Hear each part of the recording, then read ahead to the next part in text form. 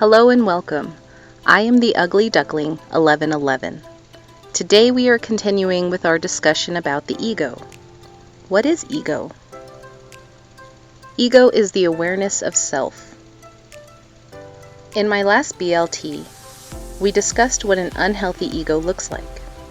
So, what does a healthy ego look like? Having a healthy ego is having the ability to express your individual self without shame, guilt, force, or judgment. It took me a really long time to understand this knowledge, and I'm still learning how to incorporate it into my own life.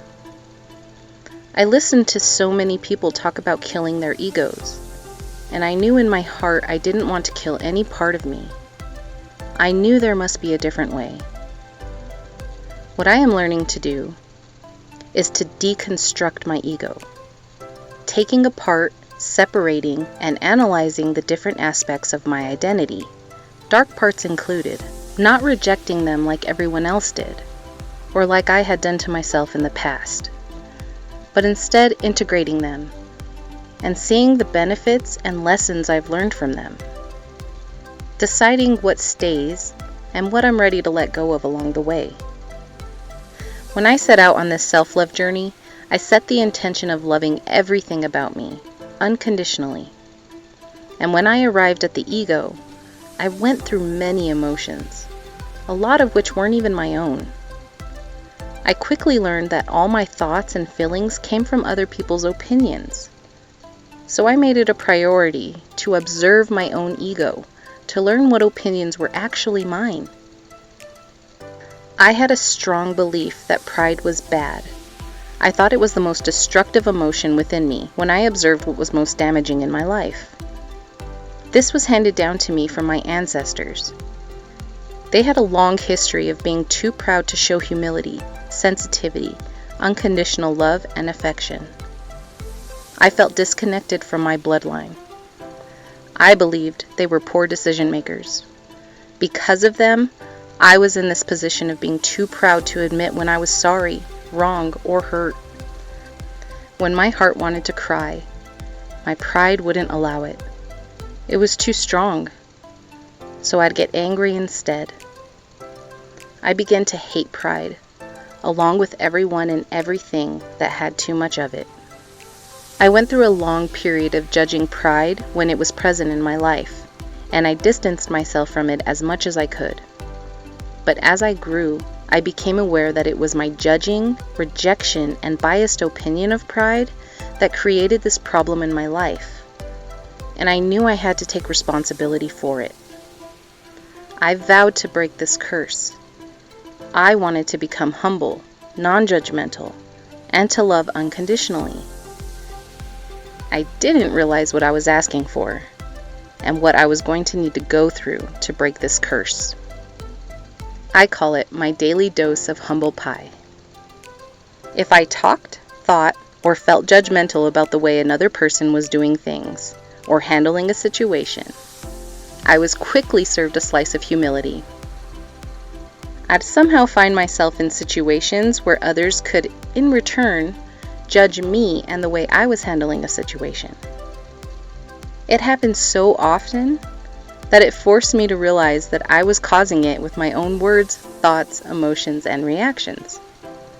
If I really wanted to break this curse, I was going to need to stop judging others and become vulnerable, which meant I had to cry when I felt hurt, say the words "I'm sorry" when I knew I needed to, and feel my feelings as they appeared.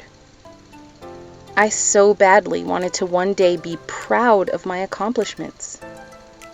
But if I wanted to feel proud of myself, that must mean not all pride is bad. I had to be the one to carve a new path in my ancestral bloodline. I had to learn the positive sides of pride, and then how to integrate them into my life to truly break the curse. So I got to work, learning how to overcome these things that were like bullies in my life, that kept knocking me down. I learned that each time we get back up, we learn a little something new. We gain a piece of wisdom that helps us the next time it comes back around to knock us down. a little wiser each time, until one day we have all the wisdom we need to stand tall and strong against it, with a very different reaction or perspective than we had when we began. Having a healthy ego means doing this work for every shadow, every demon, every curse that you have within you. I was the most cruel, unforgiving, and hurtful judge to myself. But even if most of your demons come from other people's judgments towards you, it is still up to you to take responsibility and action to correct them, because it was you who became aware of them. Maybe you've been told many times that you're selfish. Maybe you live in regret or feel ashamed. You don't like these thoughts or feelings about yourself, and you really want to change them. Then it's time to find the positive sides to these traits to initiate the healing of your ego. Where there is a negative, there is also a positive. And before we can give, we first must learn to receive. Look at yourself in the mirror and ask yourself this question: who do I want to become? Let's use the example of believing you are too selfish. So you answer yourself in the mirror: I want to be more loving and thoughtful. What is one positive aspect of being selfish? Think about how others make you feel.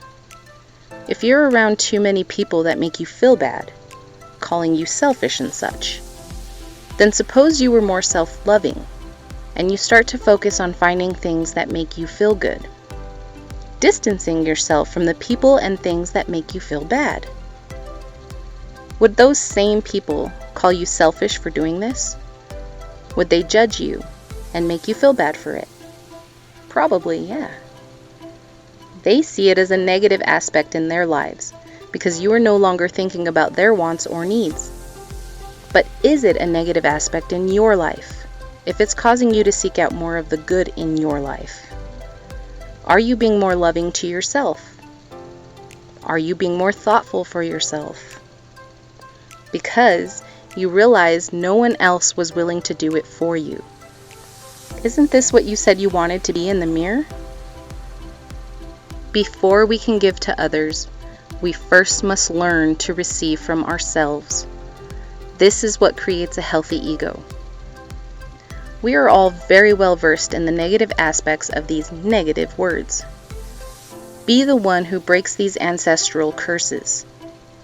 Rather than killing your selfishness through hate and rejection, ask yourself if it might be better to learn a healthy way of integrating it into your life and showing the world how these so-called negative traits can be helpful and loving too.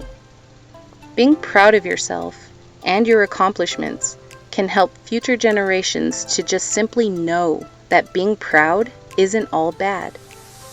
Having a healthy confidence in yourself and your abilities because you took the time and effort to learn something isn't bad. This is all ego. If you attempt to kill it, you'll have to attempt to stop feeling proud of yourself, confident, strong, smart, because these are feelings of individuality, which is ego, the awareness of self. Spiritual people are trying to become one with everyone and everything, to have no separation and to unite duality. I set out on this very same journey, and it was far into this journey that I realized I still wanted my individual sense of self, just in a healthy way that doesn't hurt myself or others. I believe we can include our egos in this oneness, because oneness means the inclusion of all that exists now, which is everything and nothing. I know now everything happens for a reason. Humans developed egos for a reason, and I don't believe this reason was to develop an ego only to learn to destroy them, but rather to learn to integrate them and include them in unconditional love. I know now that when I integrate healthy pride into my life, I am not only helping myself and future generations, but also my ancestors who came before me. And I feel more connected to them and my past because I learned to forgive and accept. which is the essence of unconditional love. What part of your ego is healthy? I invite you to share in the comments what used to be a negative aspect of your ego, but now you see it as a strength. If you enjoyed this video, please let me know by liking and subscribing. I hope you'll join me again for my next BLT. Peace and love.